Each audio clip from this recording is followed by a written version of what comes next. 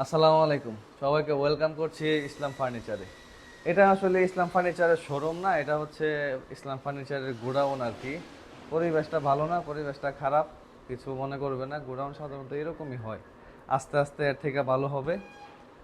আহ, একটি cabinet 6 feet by 7 feet, simple কাজের মধ্যে, মেশিনের নকশা। ব্যক্তিগতভাবে আমার কাছে খুব ভালো লাগে এই ডিজাইনটা, উপরে রাউন্ড শেপ করা।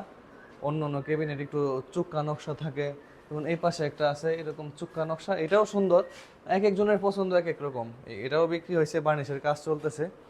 তো যেটা নিয়ে কথা বলতেছি আর কি, এটা হচ্ছে 6 ফিট বাই 7 ফিট, চিটাগং সেগুন কাঠের।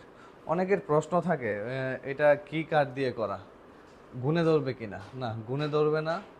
অরিজিনাল চিটাগং সেগুন কাঠের বাত্তি, এক বয়স্ক যে গাছগুলো, ওই গাছ দিয়েই আমরা ফার্নিচার তৈরি করি। আর চিটাগং সেগুন হলেই যে ভালো কাঠ, ওইটাও না। ডালপালার কাঠ দিয়ে অনেকে ফার্নিচার বানায়, ওইগুলো আবার গুনে ধরার একটা সম্ভাবনা থাকে। তো এইগুলা হচ্ছে একদম অরিজিনাল যে বাত্তি গাছগুলো, ওইটা দিয়েই করা। আর ইসলাম ফার্নিচার আমরা সবসময় চেষ্টা করি কোয়ালিটিটা ঠিক রাখার জন্য। সিম্পল কাজের মধ্যে মেশিনে কাজ করা, এটা সিএনসি মেশিন দিয়েই করা।